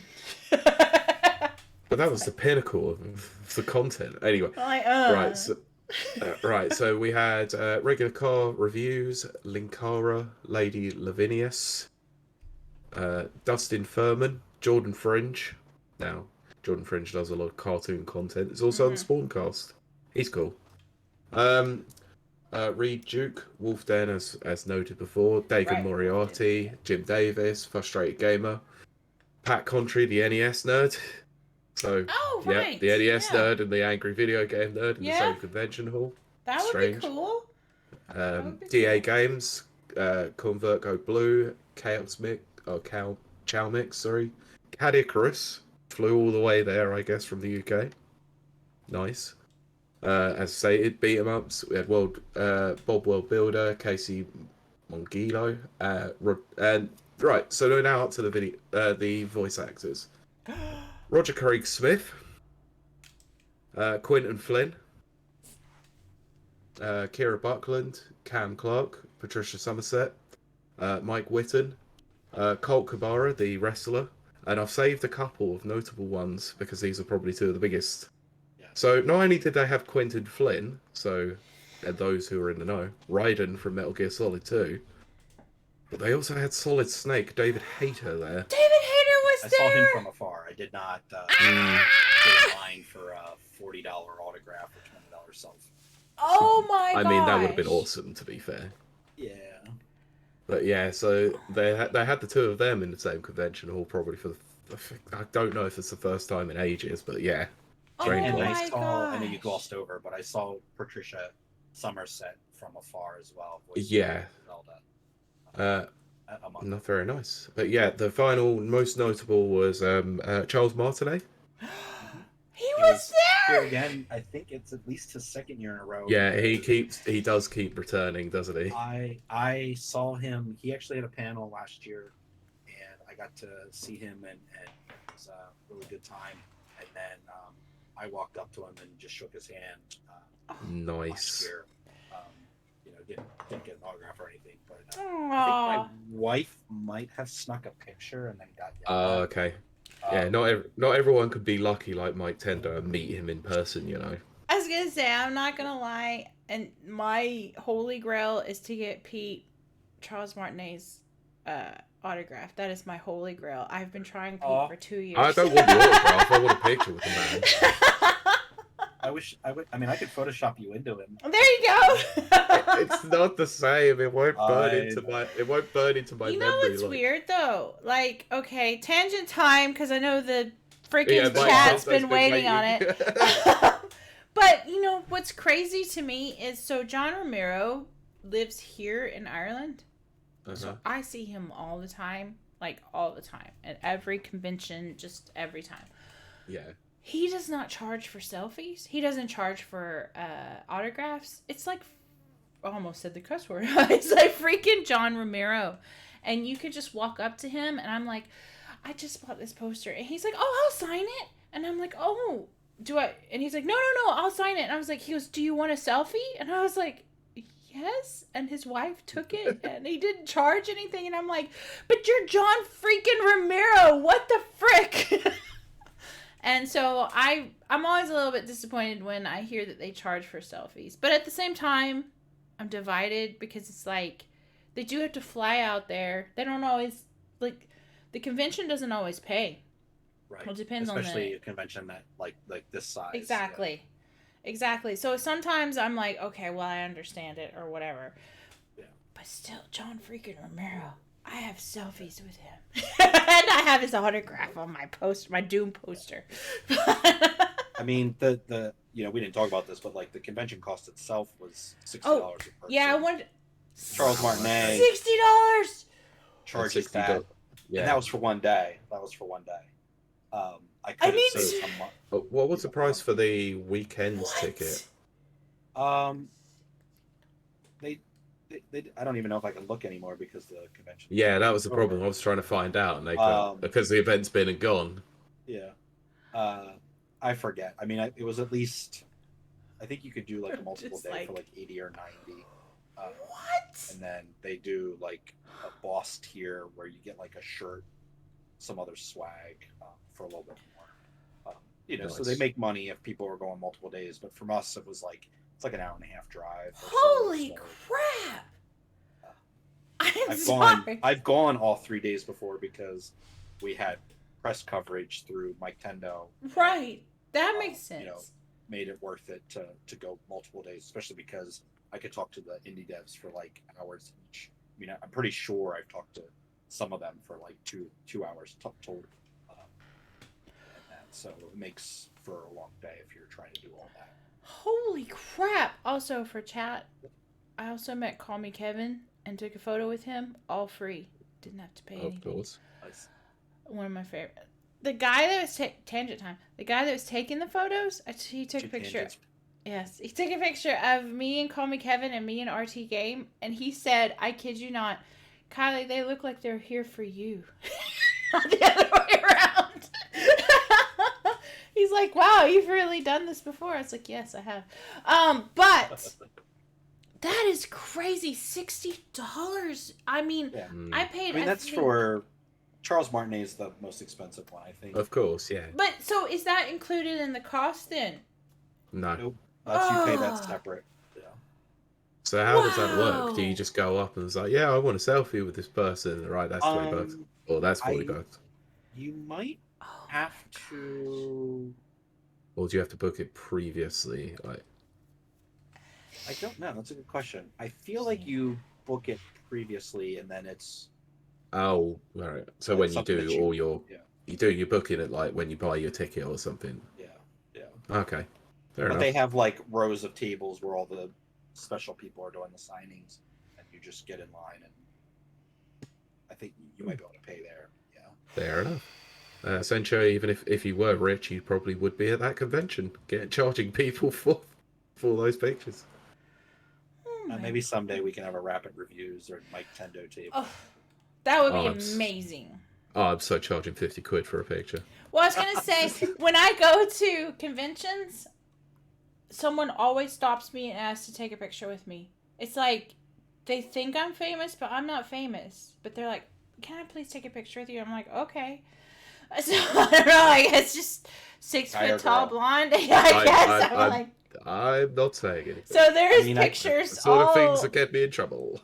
Well, there's pictures out there. I definitely saw people just randomly going up to like cosplayers. See, that makes a bit more sense though, because the cosplays are actually quite impressive. The last time I went to a convention, I wore just a T-shirt that said, "This is my cosplay. Pretend I'm Wonder Woman." That's all I did. Everyone and their dog was like, "Oh, can I take a picture with you, please?" It's a unique shirt. That's just because they thought you were Wonder Woman. I guess so. Yeah, there you go. It was clearly worked. I need to start charging for these selfies. I could make some money. Don't say anything. Well, okay, Sincho, I wore a T-shirt and jeans. Okay. Wow. Sip. No, I'm joking. But it was also females just coming up. They're like, "I love your shirt. Can I take a picture?" And I'm like, "Okay, sure." You know? So, I don't know. Maybe I can make some money off of this. There you go. There you go. I've also just noticed that picture you popped in our Discord, and yeah, that picture's a bit strange. I'm not gonna lie. Well, it's because it was taken. I know it was taken at distance, but that Zero Suit Samus cosplay is not overly flattering. Okay, no. I know you can't see it. Yeah, I can see it. Here's me and Cal McKevin. God damn it! Clean that screen. I know it's filthy. But that's when it's horrendous. I can't focus on anything else. That's when his manager was like, "I think they're here for you, Kylie, not the other way around." Yep.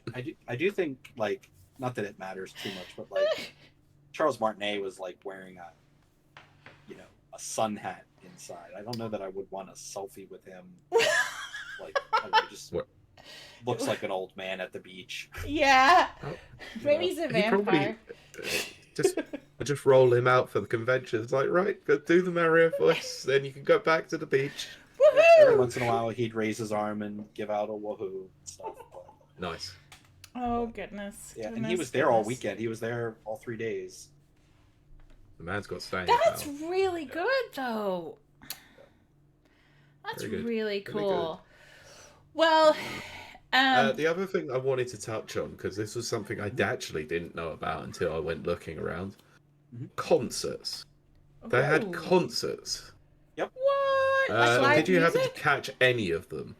I don't know who was playing, but I definitely heard a couple of them just because of where in. Okay. So there's kind of two concert-y kind of things that they do, because there is another venue across the street where they had Crush 40, and forgive me, that was not all up in the I don't know if that's like video game related music. So Crush 40 are the band that did the music for Sonic Adventure 1 and 2. Okay. Oh, yeah. So forgive me, because first off, Sonic is not even in my wheelhouse. That's fair enough. Games I care for, but I had never heard of them. But they played in an evening concert across the parking lot, and that apparently was like hugely attended. And I bet it would be. It's Crush 40. Yeah.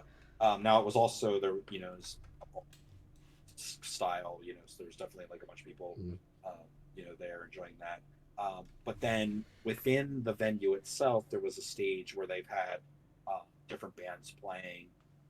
And so I'm not sure who might have been DJing or playing when I was okay. walking through, but there was a couple different bands going on. Okay, so I'll go through the lineup of what that were there. Obviously, some of these were Friday and some were Saturday. So starting on the Friday, they had Trey Frey, not sure who that is personally. DJ Joe, not a clue.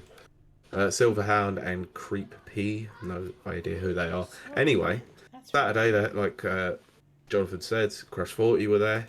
I mean, that's going to be hugely attended by any Sonic fan. They then had Rex Viper. I can't say I've heard of those, but the one that I have heard of, and I'm massively jealous to anyone who got to see them, Psycho Stick. Now, Psycho Stick are awesome. They're basically a comedy metal band. Okay. Ooh, I like comedy metal bands. That's well, there you funny. go. Go and check them out. Did you know that Kiley Murphy secretly DJ's concert? I'm just saying. Is that 3 weeks in a row now? Kiley Murphy's come up 3 weeks in a row? Yes. Oh, wonderful. I'm sure next week it'll come up again, because I think Oppenheimer's on next week. So. Not quite. It's not until the end of the month. Oh, darn it! And I didn't mention this either, but they also have video game tournaments throughout the weekend. Yes, that's what I wanted to ask about.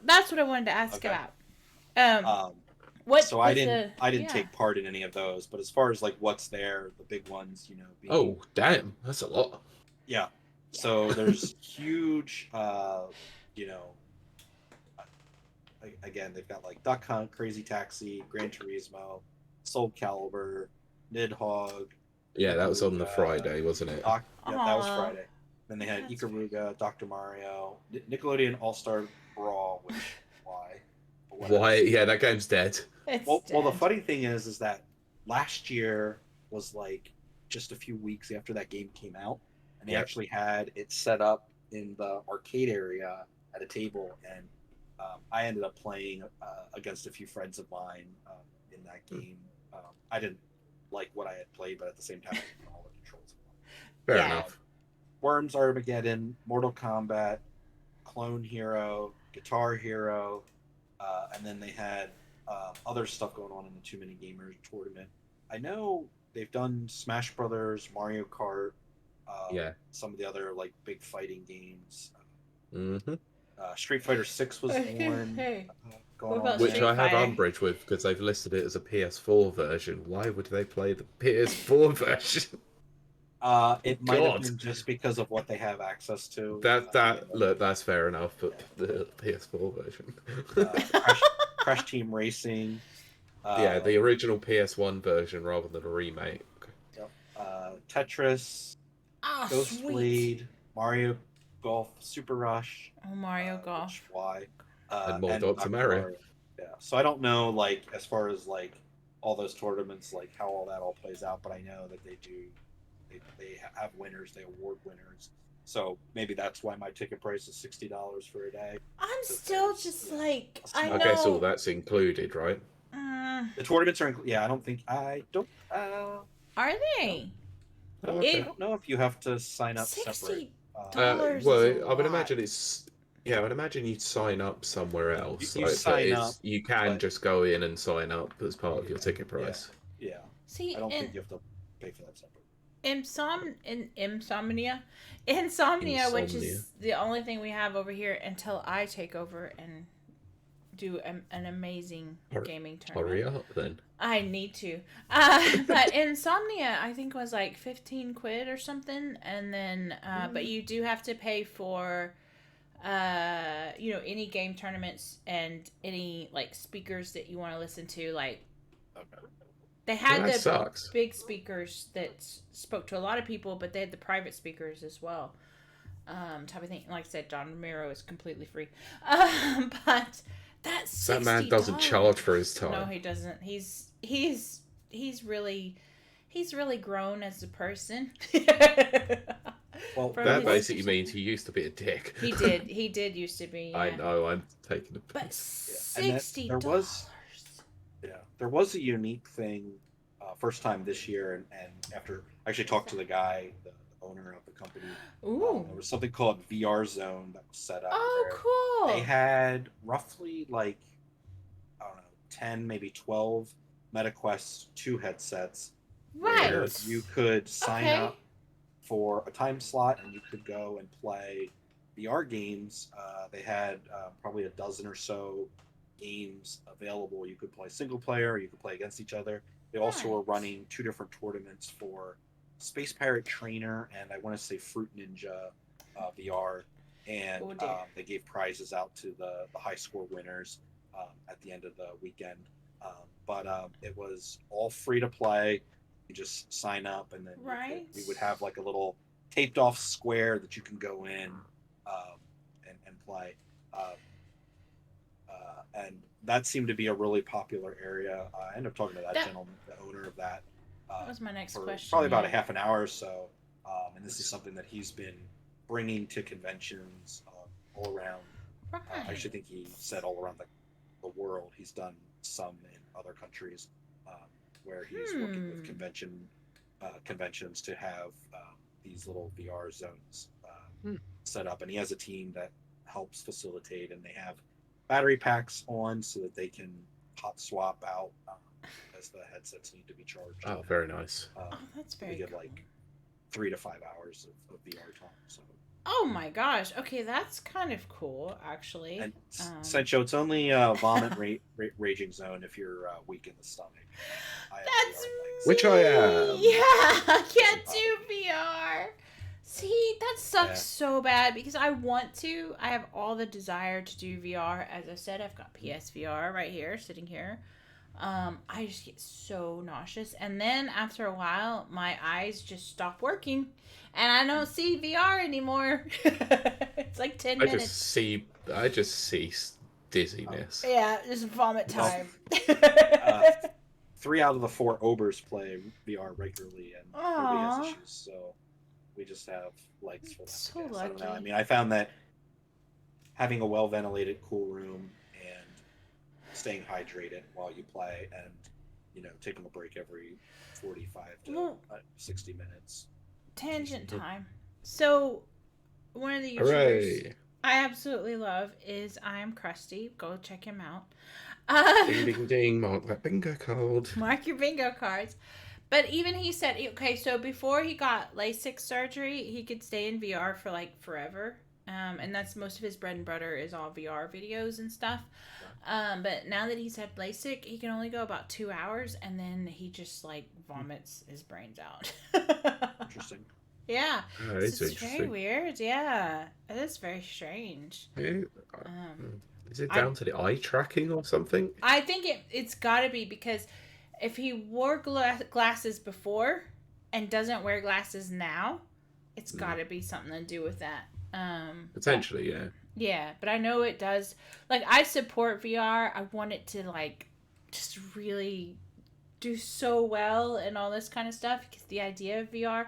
Like, okay, so there was this show in the 90s called, not Twin Peaks, something Palms, like Twin Palms or something like that. It was really cool. It was like a mini series. What was it? Oh gosh. I was going to say it sounds like a Blue movie. No, it starred Jim Belushi. Ring Palms? No, it was called something Palms. Go look it up. It starred Jim Belushi. It had William Gibson was in it as a guest star. Palm Springs? Palms?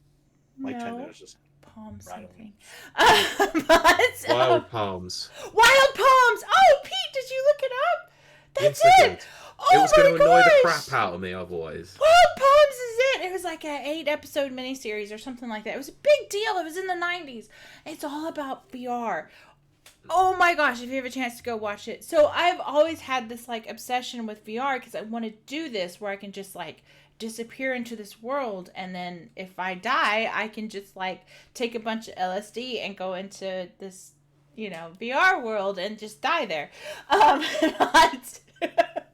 So that has always influenced my like whole VR experience, but I'm so sad to find out I can't last 10 minutes in VR. It's like the most depressing thing. But my heart is there, and I support VR developers. Okay. Yeah. Also, go watch Wild Palms. But yeah. Okay, probably hard to find nowadays. Probably. Wasn't it like 1999 or something? I don't know. It's 1993. Like oh my gosh! It's like super old. Anyway, that's enough of that. But William Gibson's in that. Yes. Okay. So, Jonathan, finally, because I think we've gone and spoken about pretty much everything that's been on offer at Too Many Games. Was there any last sort of things that you can remember that you want to bring up, or any closing thoughts about the convention itself? I mean, I would say the coolest thing about it is that I think Too Many Games has something for any kind of gamer. You know, we talked a little bit about independent game development, which I find just fascinating and just need to be a part of that community and talking through those with those developers. Board games, you know, if you're into that, free play areas where you can play old and new games, cosplay events, concerts. So I think it's just really neat. And, you know, Kiley, as much as you've mentioned it, you know, today and in the past, like, if you're seriously considering something like this to do in Ireland, like, I think Too Many Games is a good like foundation to look at, and a good guide to you know, sounds try like to be similar to them. Obviously, you know, doing your own thing, and you know, maybe it comes with, like, they had a scavenger hunt. You know, I didn't talk about that, but they had scavenger hunt with QR codes around. Cool. You know, maybe you could do some kind of, you know, Kiley said what bingo card. I love that. You know, get your bingo card full. You know, you win.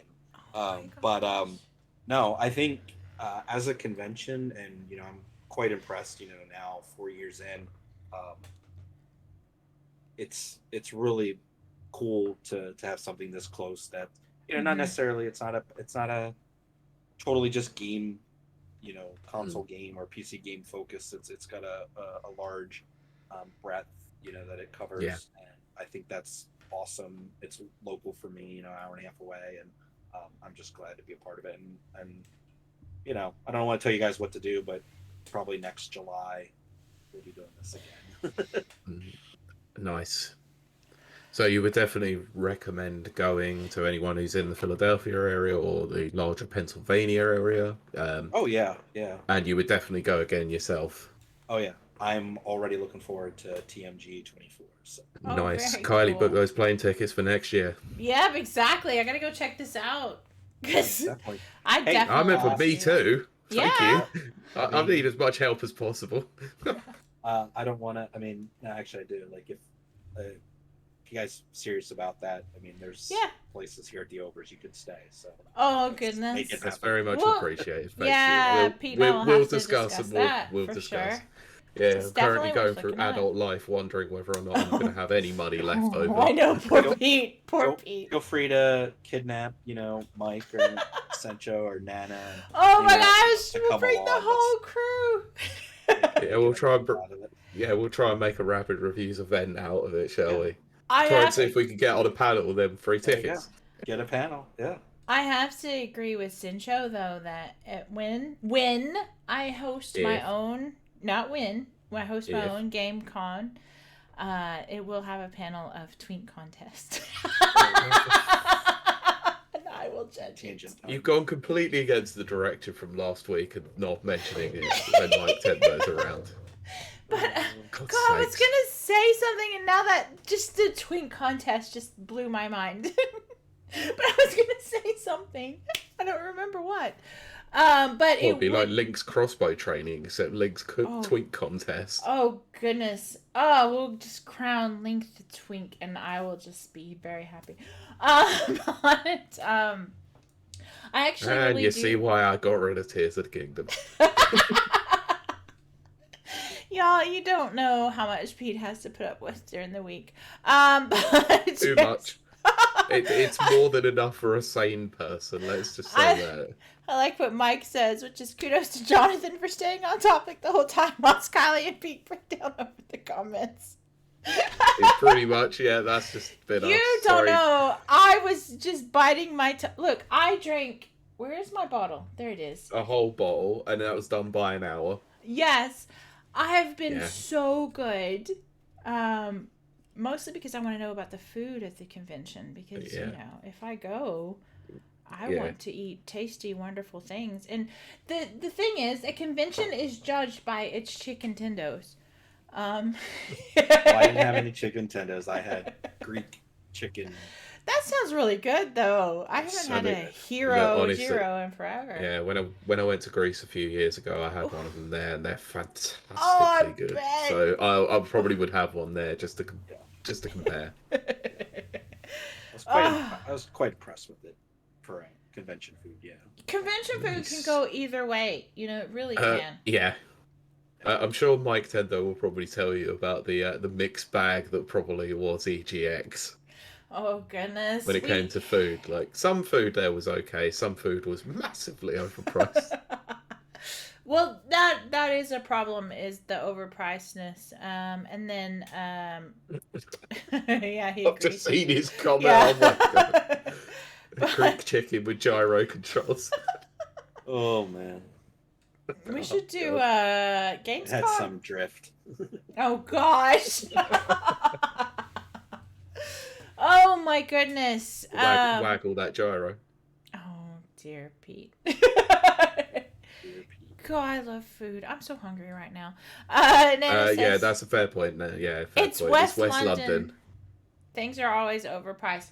I haven't been to London yet. I want to go there. I want to go to London and Philadelphia. Because let me just tell you, Kylie, there will be a potential trip to London next year. Oh, I know that. I've already set that aside. I say potential. There's a definite trip. It's definite, yeah. And then of course, as we've said before, in was it October, we're trying to do a Rapid Reviews meet and greet. So yes, we are. Listeners over in Birmingham, UK. Yep, which is where Peaky Blinders is filmed. Yeah, I was gonna say not Birmingham, Alabama. Oh yeah, no. Oh gosh, no.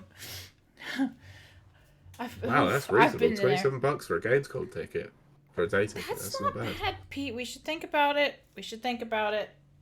I would love to think about it, but I know Germany, extra expenditure, you know. You're trying to get me into all these things that mean I might go bankrupt or require a credit card. Pete is currently in Adultville. I don't ever have to worry about Adultville. It's just the flights and the hotel and the food whilst I'm out there, and you know, and the insurance and the the trip to the airport and back. While Pete is balancing buying a house and getting married. Yeah, two of the biggest things that you'll ever do in life, and I'm doing it at the exact same freaking time. That was a real smart idea, wasn't it? Yep. I never have to worry about that. I'm lucky, but yeah. Shall we wrap this show up? Because I think we're starting to delve into this strange territory. That's our best territory. I don't know what you're talking about. I mean, it usually is, but we can save that for the post show. Yes, we will. Reason for the post show. Come catch the post show. Come check us out. /rapid review. That's right. That's where all the fun is really had. You guys miss so much if you're just listening to us and not watching us. But you can always catch the VOD. On YouTube as well. It is on YouTube. Not a lot of people go to YouTube, and that's okay. But we're also on Twitch. The VOD is there. I don't really know what else I'm going to say, except for Jonathan. Where can they find you out there in Neverland? Mostly on Twitter, posting recaps of any Mike Tender 64 reviews and X plays that I'm getting to do, as well as my rapid reviews write-ups. Nice. That's at Jonathan Ober, JONATHAN. Yeah, and that will be linked in the show notes. I'm sure you can also find links to, like you said, X-Play and all that you do over there. We should call them Feel free to find me and do all the things socially. Play some video games with me. Switch codes. Nice. Very good. And he's also looking for a job, so if you need UI developers, get in touch. Website design development. Website, Yeah. He does a lot with the back end. Oh, I'm not saying anything else. Pete got it in. It's always the joke with web developers. It is. I'm more of a front end developer. So. I mean, yeah, you probably are, but you sometimes you may have to delve into the back end. I'm about to taking the old dusty road, rapid reviews. I always giggle when. Work anymore. Oh goodness, there you go, Pete. We've tendered his resignation. Sorry, guys. I always giggle when recruiters message me and they're like, "Hi, we hear you're an expert in back end," and I'm like, "Tee." But Pete, what about you? Can anyone find you anywhere? Are you like me? You can find me in some places. Twitter is not one of them after seeing the outer hellscape that happened over the weekend again. Oh, gosh. It made me very glad that I decided to yeet my Twitter account 3 weeks ago. So you unfortunately can't find me on social media, but you can find me on this here podcast, as well as the Never Watchers, the movie-based podcast, where we covered In Bruges recently. Yes, which is funny and hilarious, and I need to watch it again. I'm pretty sure I've watched that, actually. I'm sure you have, but yeah. After we talked about it, I was like, wait, I have seen that. Yeah, I'm not delving into my thoughts about the movie. You'll have to go and listen to the episode. Suffice to say, it's a good one. I bet it is. Kylie, what about you? Well, you can't find me nowhere, except I'm watching Preacher. And on this here podcast. And this here podcast right here. But, if you want to see me doing gym stuff, I am over on Instagram. But there are pictures of me without makeup and very sweaty and not great. But outside of that, why am I talking like this? Well, outside of that, you can't find me because I'm a ninja. Social media ninja. Social media ninja. You can't find me. You stay logged off and you just see things. Yeah, I haven't even logged into my Xbox in like 3 months. But I will when Starfield comes out. You better believe it. Yeah, I'm right. Oh, heck yeah. But I think that's gonna do it for us. Unless y'all want to add anything. But oh gosh, I am not gonna look. Please mention that comment. Please do. I'll mention this comment. I will mention this comment before we go to our after show, which is Mike saying, "That's a darn tootin' fine Texas straw you got there, pretty." Well, you ain't wrong. I only do this when I've been drinking a lot of wine, and guess what? I've been drinking a lot of wine.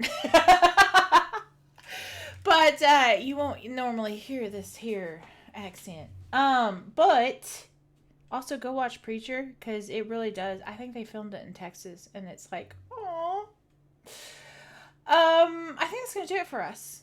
So we're going to wrap this up, but come join us for the after show. Holy crap, if you just listened to the podcast, you really should join us for the after show. It's so much fun. We're over at twitch.tv/rapid reviews. But for now, we will see you and talk to you next week. Bye. Goodbye.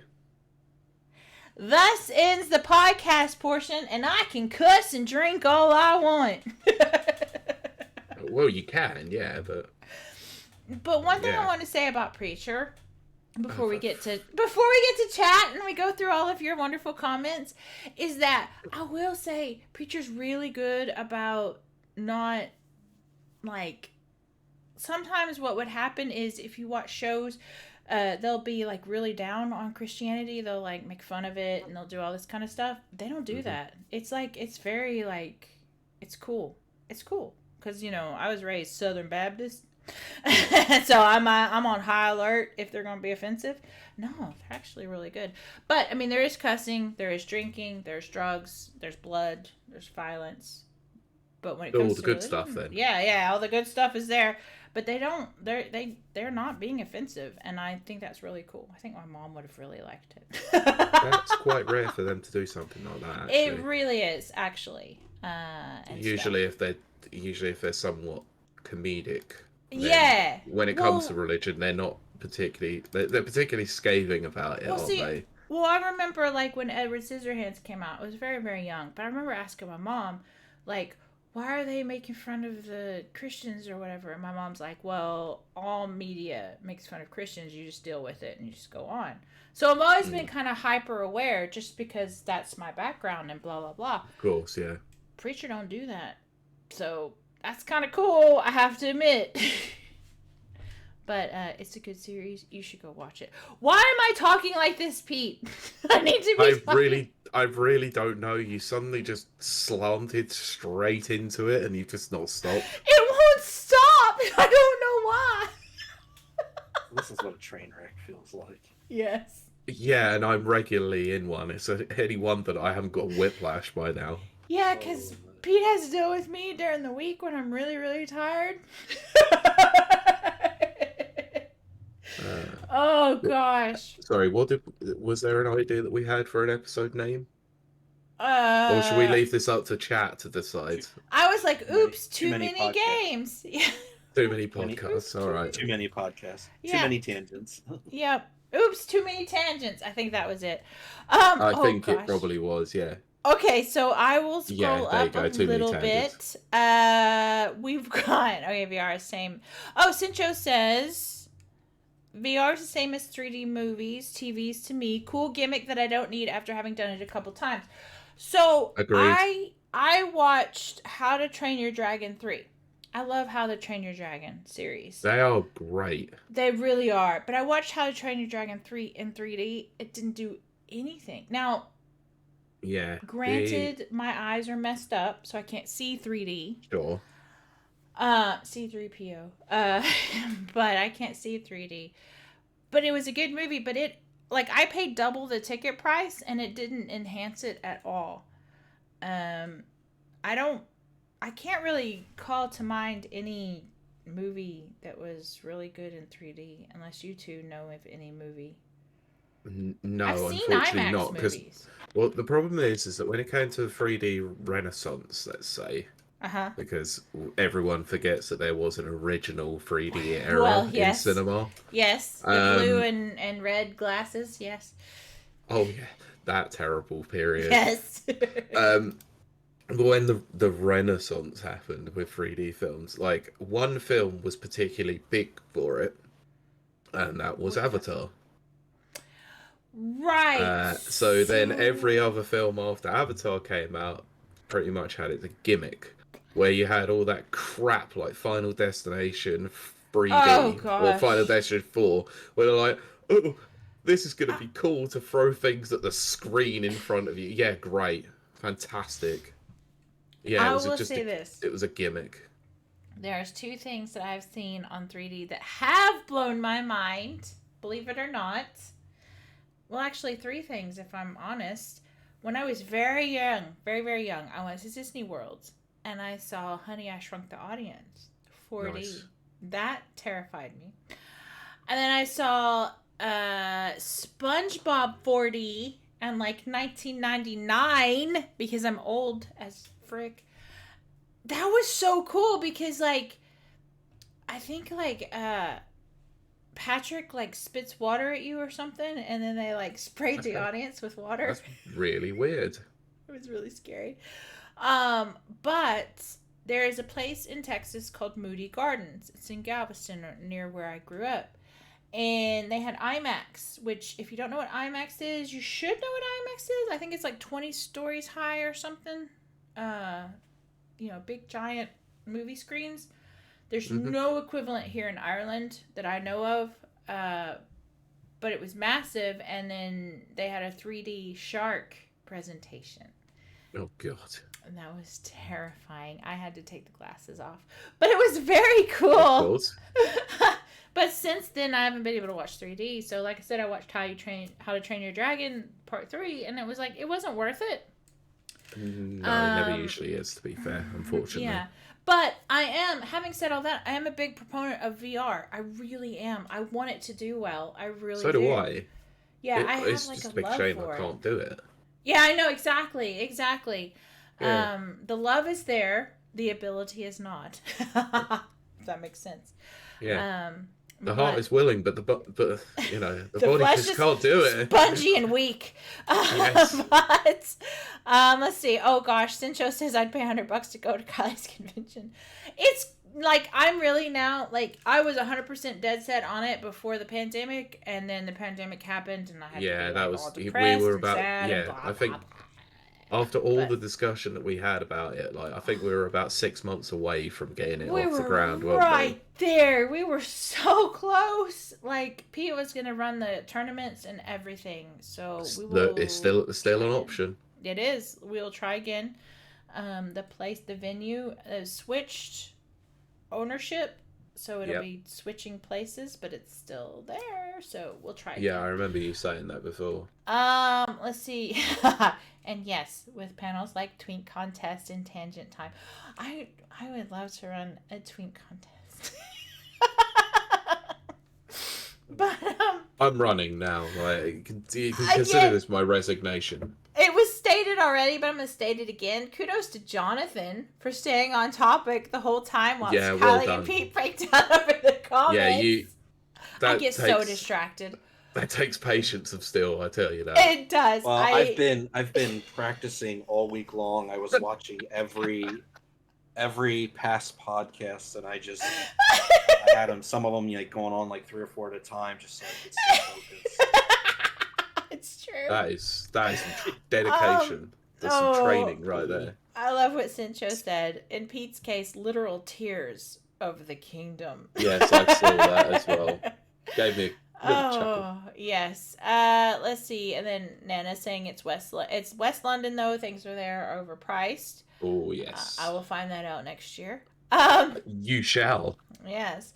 I do really think we should talk about going to Gamescom. I think that would be good. But we'll talk about that later. We shall. Oh gosh, Nana says, I am slowly approaching Adultville myself with this new job I'm getting. Oh, see, it's weird, and these other two can corroborate with me.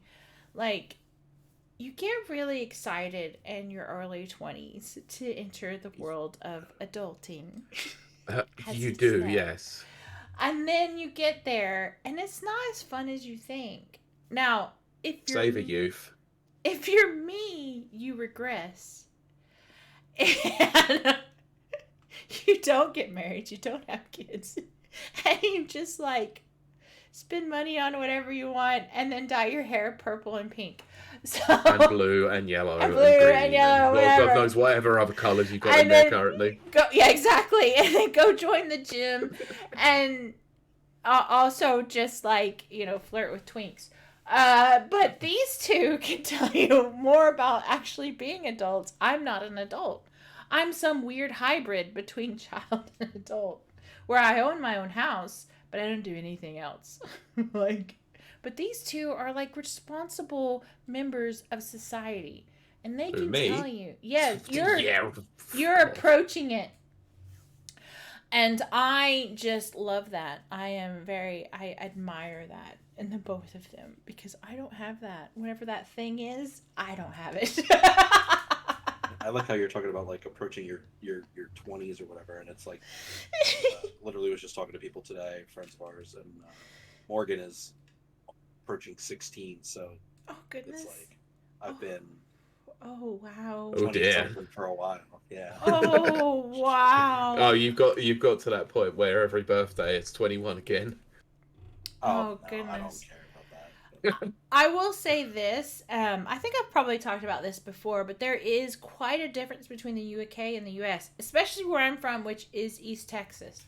In East Texas, between 16 and 18, you're an adult. Like, you're an adult. That's just it. If you don't graduate school, then you go straight to work, you get married, and you have babies.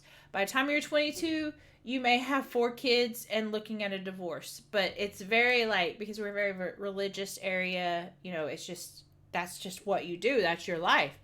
You come here to the UK, you're still a kid till you're 25. Like, they call you a youth at 25. At 25, you're, old in the US. And you are old here. It's just they see not here in Ireland. They see you a little bit more favorably. I don't know why. Oof! In Ireland, they literally call you youth. when you're 25, and I'm just yeah, that's weird. It's so weird. And then like interacting with these 20 to 25-year-olds, because I've talked about it before, like that's kind of the age group I'm kind of drawn to because I'm emotionally stunted. But they're really young, like really young, and I'm just thinking, wow, if you were in East Texas, you would be like an old maid. So it is a very different culture and stuff. So Nana, I'd say you're right on target. You're like there, man. Because holy crap, if you were in the U.S., you would be like, you'd have 2 divorces and about 6 kids. In East Texas, I might say. Yeah, I was gonna say, yeah. Yeah. Where we're 47th on the education list, so. But and probably number 2 on the unplanned pregnancy list. Oh, huge! Oh my! I was in junior high, so about 12, 13, and that's the first time I saw a pregnant like classmate. She was 12. Yeah. Wow. And then the next year there was another one. She was 13. Jeez. And the next year there was another one, 14. Like, teenage pregnancy is huge in East Texas because there's nothing to do. We are absolute rednecks. No, not going there. Not going there. We are like the definition of rednecks. Whatever you see in TV and you think, oh, no one could ever be like that. No, East Texas is like that. Wow, okay. I really didn't realize it was quite like that. Oh, yes, 100%. I just remember, like, she was like one of my friends, and she was 12. She got pregnant. I was like, what are you doing? And she was just like, I love him so much. You're 12. You're 12. I'm still playing with my stuffed animals. What are you doing? Sencho put the good old boredom pregnancy. Quote, I'm bored. Oops. That is East Texas to a freaking T. Right, shall we wrap the show up in a minute? Okay, we'll wrap it up. It has been 2 hours. Oh my god. I just wanted to... I'm not. What? What? I'm not touching Mike Tendo's comment there. No way. Go on, Jonathan. You want to know what we did? You want to know what we did? Nope, Kylie. Nope, stop. Stop. So the only other thing I wanted to mention this week on the show that I didn't during the live stuff was, if you still have a Nintendo Switch, I don't know if Pete, if you've also traded that in or. No, it's still there. Okay, if you still have a Nintendo Switch, if you haven't done it yet, play the Pikmin 4 demo. There we go. Even if you don't think you're into it, try it. Rob, if you're still around. I've got a plane trip coming up, so I will download it for said airplane trip. There you go. 1010 would recommend playing it. Lee has played through the demo twice. That's dedication. Probably about 3.5 hours each time or so. Very nice. 3.5 hours. And very much looking forward to it. I've got the game pre-ordered. Oh, nice. Coming out. Did you pick up Pikmin 1 and 2 again as well? So lucky me. Nintendo, friend of the show, got 2 review codes and sent them my way. So my X plays are already posted. Amazing. I will say, if you haven't played them yet, depending on what your affinity for Pikmin are, Pikmin 1, I would say, has not aged nearly as well as Pikmin 2. I keep hearing that. Not that it's not a bad game. It's just, for whatever reason, the Pikmin 2 remaster seems to be a little bit smoother, seems to look a little bit better, in my opinion, and just plays a lot better. And there's a lot of quality of life jumps from Pikmin 1 to 2 that I just really enjoy more. There's a bit more of a threat of the incoming, end of day and how that gameplay works in Pikmin 2 that's a little bit more stressful than Pikmin 1, but okay. Overall, both are very good.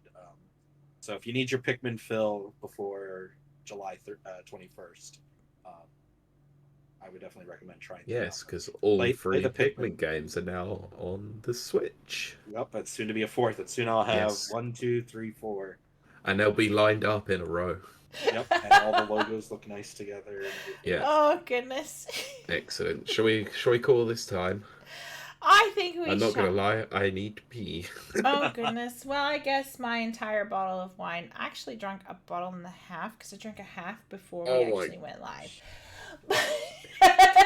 And you wonder why you go all rootin' tootin'. Rootin' tootin' cowboys. I'm gonna go watch more And Preacher. there we go again. Oh my god. Now because of this, I'm now gonna go and watch Blazing Saddles. Thank you. Oh, I love Blazing Saddles. But I do advise you to go watch Preacher. It's really good. Okay, the accents are really bad, but I might give it a watch. I've got to find a new series to watch, I guess. I like what Mike says. Kylie has an iron bladder. I have to break the seal, and once that's broken, I will be peeing all night. It's like any person who drinks. You break the golden seal, that's it. You're done for the night. That's me done. Oh my goodness. So I had this friend, like when we used to go out with the Derby girls and we'd go drinking. She knew to trade me for cider after that, and then I would just be okay.